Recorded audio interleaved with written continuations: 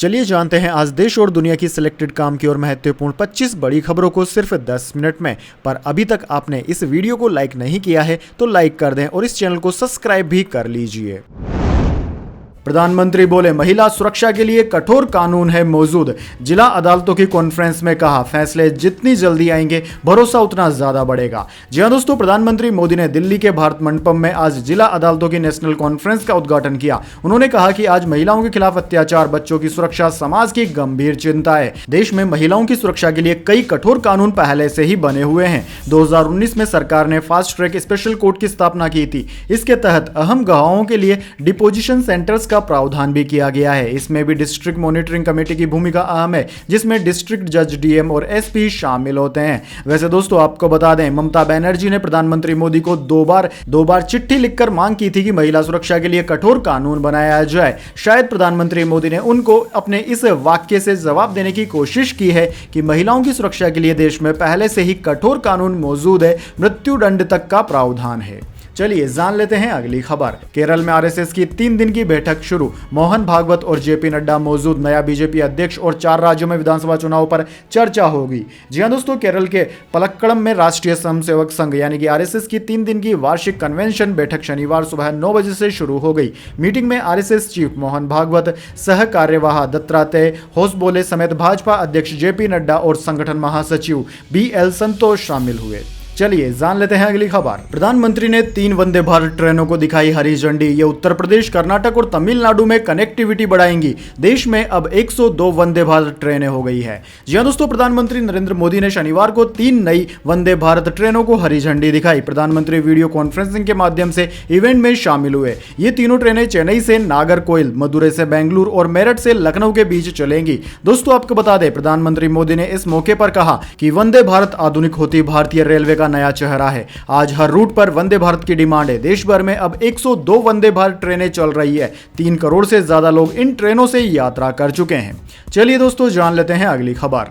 केदारनाथ से एयरलिफ्ट किया जा रहा हेलीकॉप्टर गिराना पड़ा। रिपेयरिंग के लिए ले जा रहे थे, हवा में बैलेंस बिगड़ा तो पायलट ने सुरक्षित जगह ड्रॉप कर दिया। जी हां दोस्तों, केदारनाथ से एयरलिफ्ट किए जा रहे हेलीकॉप्टर को शनिवार सुबह करीब 8 बजे गिराना पड़ गया। सेंट्रल एविएशन के हेलीकॉप्टर को रिपेयरिंग के लिए MI-17 एयरक्राफ्ट से एयरलिफ्ट किया जा रहा था। एयरलिफ्ट के दौरान तेज हवा के चलते MI-17 का बैलेंस बिगड़ गया, जिसके बाद पायलट ने हादसे की आशंका को देखते हुए इसे सुरक्षित जगह पर ड्रॉप कर दिया। चलिए जान लेते हैं अगली खबर। एक यूपीआई अकाउंट से अब 5 लोग कर सकेंगे पेमेंट। सरकार ने लॉन्च कर दिया यूपीआई सर्किल। इसमें एक महीने में 15,000 तक ट्रांजैक्शंस की लिमिट। जी हां दोस्तों, अब आप एक ही यूपीआई आईडी का इस्तेमाल एक से ज्यादा मोबाइल फोन में कर सकते हैं। सरकार ने यूपीआई ऐप में एक नया feature UPI circle delegated payment service launch किया है। इस फैसिलिटी को एक्टिव करके आप अपने यूपीआई ऐप में एक या उससे ज्यादा व्यक्तियों को ऐड कर पाएंगे। ऐड किए गए सभी लोग आपके बैंक अकाउंट से यूपीआई पेमेंट कर पाएंगे। यानी कि दोस्तों, अगर आपके परिवार में 5 सदस्य हैं और परिवार के मुखिया आपके पापा हैं और आप सब बच्चे हैं, तो आप अपने पापा के मोबाइल फोन की यूपीआई आईडी को अपने मोबाइल फोन में भी इस्तेमाल कर पाएंगे। हालांकि इसके जरिए एक महीने की अधिकतम ट्रांजैक्शन लिमिट 15,000 रुपए है, जो कि एक अच्छा पॉइंट भी है। वैसे आपको क्या लगता है, एक यूपीआई आईडी को 5 मोबाइल फोनों में यूज करना सरकार का सही फैसला है या गलत? कमेंट बॉक्स में अपनी राय जरूर दीजिए। चलिए जान लेते हैं अगली खबर। जम्मू कश्मीर में चुनाव से पहले बीजेपी में मचा घमासान। बाहरी लोगों को टिकट देने पर पार्टी कार्यकर्ताओं का प्रदर्शन। जी हां दोस्तों, जम्मू कश्मीर में विधानसभा चुनाव को लेकर सभी पार्टियां रणनीति बनाने में जुट गई है। इसी बीच बीजेपी में टिकट को लेकर घमासान मचा हुआ है। बाहरी लोगों को चुनाव का टिकट दिए जाने को लेकर बीजेपी कार्यकर्ताओं में नाराजगी है। इसी क्रम में बीजेपी कार्यकर्ताओं ने शनिवार को जम्मू में विरोध प्रदर्शन किया। प्रदर्शन करने वाले बीजेपी कार्यकर्ताओं के हाथ में हम क्या चाहते लोकल प्रत्याशी लिखी हुई तख्तियां थी। वहीं कुछ लोग इसी तरह के स्लोगन लिखे हुए बैनर भी लिए हुए नजर आए। इन कार्यकर्ताओं का आरोप है कि बीजेपी बाहरी प्रत्याशियों को टिकट दे रही है। चलिए जान लेते हैं इसके बाद अगली खबर। CBSE board exam 2025 exam pattern में हुआ बड़ा बदलाव। जल्द जारी होंगे सैंपल पेपर।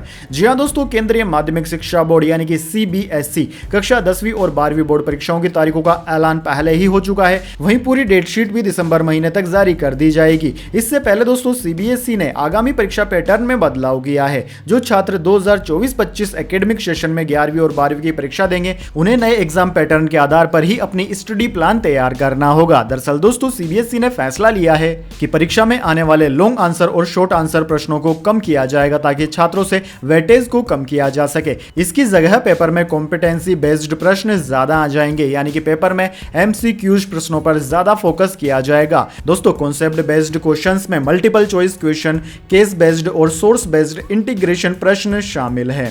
वैसे दोस्तों आपको क्या लगता है, भारतीय शिक्षा में लगातार बदलाव किए जाते रहने चाहिए या नहीं? कमेंट बॉक्स में अपनी राय जरूर दीजिए। चलिए जान लेते हैं अगली खबर। शंभू बॉर्डर पर किसान आंदोलन में पहुंचे विनेश फोगाट, सम्मान किया गया। बोली हक मांगने वाला हर व्यक्ति राजनेता नहीं होता, धर्म से भी ना जोड़े। जी हां दोस्तों, पेरिस ओलंपिक के फाइनल मुकाबले में डिस्क्वालीफाई हुई पहलवान विनेश फोगाट आज शनिवार को पंजाब हरियाणा के शंभू बॉर्डर पर चल रहे किसान आंदोलन में पहुंची। यहां किसान नेताओं ने मंच पर उनको सम्मानित किया। किसानों की तरफ से आंदोलन को 200 दिन पूरे होने पर यहां कार्यक्रम रखा गया था। इसके बाद विनेश फोगाट खनौरी बॉर्डर पर चल रहे किसान आंदोलन में शामिल हुई। इस मौके पर विनेश फोगाट ने कहा कि आज किसानों को यहां बैठे 200 दिन हो गए हैं, लेकिन जोश पहले दिन जैसा ही है। आपकी बेटी आपके साथ है। मैं सरकार को कहती हूं कि देश के लोग हक की आवाज उठाते हैं तो हर बार यह पॉलिटिकल नहीं होता, इसे किसी धर्म से नहीं जोड़ा जाना चाहिए। चलिए जान लेते हैं अगली खबर। प्रोटेस्ट में रात के 2 बजे घुसा शराबी, निकला पुलिस का सिविक वॉलंटियर, एफआईआर हुई। जी हां दोस्तों, कोलकाता के केजी कर मेडिकल कॉलेज और अस्पताल में ट्रेनी डॉक्टर से रेप के बाद हत्या मामले में रोज नए नए खुलासे हो रहे हैं। अब दोस्तों इस मामले में एक अहम जानकारी सामने आई है। दरअसल दोस्तों इस केस में पीड़िता को न्याय दिलाने के लिए कोलकाता के रविंद्र भारती यूनिवर्सिटी के पास चल रहे डॉक्टरों के नाइट प्रोटेस्ट में शुक्रवार यानी कि 30 अगस्त की देर रात करीब 2 बजे एक शराबी ने एक छात्रा को टक्कर मारकर घायल कर दिया। इस शराबी की बाइक पर कोलकाता पुलिस का स्टिकर लगा था।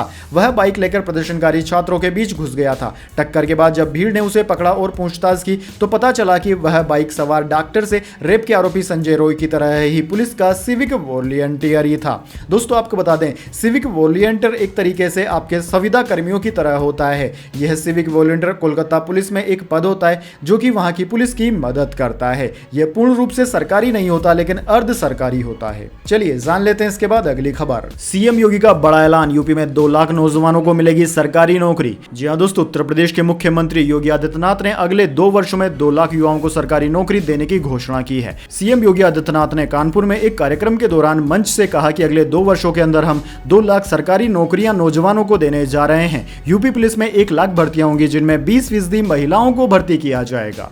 चलिए जान लेते हैं अगली खबर। पतंजलि के मंजन में नॉनवेज मटेरियल होने का दावा, दिल्ली हाईकोर्ट में याचिका लगाई, कोर्ट ने रामदेव से जवाब मांगा। जी हां दोस्तों, दिल्ली हाईकोर्ट में पतंजलि के प्रोडक्ट दिव्य दंत मंजन को लेकर एक याचिका दायर की गई है। इसमें प्रोडक्ट में नॉनवेज मटेरियल होने का दावा किया गया है। दरअसल दोस्तों याचिकाकर्ता एडवोकेट यतिन शर्मा ने आरोप लगाया है कि कंपनी अपने दिव्य दंत मंजन में समुद्र फैन केटल फिश नाम का मांसाहारी पदार्थ यूज करती है। एडवोकेट यतिन शर्मा ने यह भी बताया कि नॉन वेजिटेरियन पदार्थ के इस्तेमाल के बावजूद उस प्रोडक्ट पर ग्रीन यानी कि वेजिटेरियन लेबल भी दिया गया है। अब दोस्तों इस पर कोर्ट ने पतंजलि आयुर्वेद और बाबा रामदेव को नोटिस जारी कर जवाब मांगा है। चलिए जान लेते हैं अगली खबर। हर किसी को मिलेगा क्रेडिट कार्ड, कम से कम 100 की करानी होगी एफडी, मिलेगा 5% तक कैशबैक। जी हां दोस्तों, आमतौर पर नौकरी पेशा लोगों के लिए ही क्रेडिट कार्ड हासिल करना मुश्किल नहीं होता। हालांकि क्रेडिट स्कोर या फिर सिविल स्कोर खराब होने पर या असंगठित क्षेत्र में काम करने वालों के लिए क्रेडिट कार्ड मिलना आसान नहीं होता है। लेकिन दोस्तों अब ऐसा नहीं होगा। अब एक आम आदमी भी कम से कम 100 रुपए की फिक्स्ड डिपॉजिट कराकर क्रेडिट कार्ड हासिल कर सकता है। अब तक सिर्फ नौकरी पेशा लोगों को ही क्रेडिट कार्ड आसानी से मिलता था। दोस्तों इस एफडी पर 9% तक ब्याज तो मिलेगा ही, साथ ही क्रेडिट कार्ड से पेमेंट पर 0.5% से 5% तक कैशबैक भी मिलेगा। दरअसल दोस्तों हाल ही में इस कार्ड को मुंबई में आयोजित ग्लोबल फिनटेक फेस्ट 2024 के दौरान पेश किया गया था। इस कार्ड को फ्लिपकार्ट के मालिकाना हक वाले यूपीआई ऐप सुपर मनी ने उत्कृष्ट स्मॉल फाइनेंस बैंक के साथ पार्टनरशिप में लॉन्च किया है। फिलहाल इसके लिए अप्लाई करना शुरू नहीं हुआ है, लेकिन आप सुपर मनी ऐप के जरिए वेटलिस्ट ज्वाइन कर सकते हैं। फ्री गेहूं ले रहे 1 करोड़ परिवारों की जांच होगी, घर में एसी और कार वाले होंगे योजना से बाहर, सरकार ने ऐसे मुफ्तखोरों की लिस्ट मांगी। जी हां दोस्तों, राजस्थान सरकार ने national food security act NFSA में फ्री गेहूं ले रहे 1 करोड़ से ज्यादा परिवारों की जांच करने का फैसला किया है। इस जांच में पता लगाया जाएगा कि जो परिवार मुफ्त गेहूं उठा रहे हैं वे सही पात्र हैं भी या नहीं। विभाग के सूत्रों का कहना है कि मुफ्त राशन पाने वाले सूची में कई ऐसे नाम भी जुड़े हैं जो अपात्र हैं। इसलिए खाद्य नागरिक आपूर्ति एवं उपभोक्ता मामले विभाग के principal secretary Bhaskar S Sawant Sawant ने आईटी और ट्रांसपोर्ट डिपार्टमेंट को पत्र लिखा है। इसमें इनकम टैक्स देने वाले और 4 पहिया वाहन रखने वाले लोगों की लिस्ट मांगी गई है। वैसे दोस्तों, क्या आप भी कुछ ऐसे लोगों को जानते हैं जो कि सरकार से मुफ्त में राशन तो ले लेते हैं, उसके बाद में उस राशन को दुकानों पर बेच देते हैं और सरकार को एक बड़ा चूना लगा देते हैं, जबकि वह उसके पात्र ही नहीं है, वह काफी अमीर लोग हैं। चलिए जान लेते हैं इसके बाद अगली खबर। चिराग पासवान की बीटेक डिग्री पर उठे सवाल। बुंदेलखंड यूनिवर्सिटी के प्रोफेसर का दावा, सिर्फ पहले सेमेस्टर के एग्जाम दिए थे, चुनावी हलफनामे में दूसरा भी दिखाया। जी हां दोस्तों, लोक जनशक्ति पार्टी रामविलास के अध्यक्ष और केंद्र सरकार में मंत्री चिराग पासवान की डिग्री को लेकर बड़ा खुलासा हुआ है। दरअसल दोस्तों, न्यूज एजेंसी पीटीआई के मुताबिक झांसी की बुंदेलखंड यूनिवर्सिटी के प्रोफेसर ब्रजेंद्र शुक्ला ने दावा किया है कि चिराग के पास बीटेक की डिग्री नहीं है। उन्होंने यहां एडमिशन तो लिया, लेकिन सिर्फ पहले सेमेस्टर की परीक्षा ही दी थी। ब्रजेंद्र शुक्ला बुंदेलखंड यूनिवर्सिटी में institute of engineering and technology यानी कि इंजीनियरिंग डिपार्टमेंट के असिस्टेंट प्रोफेसर हैं।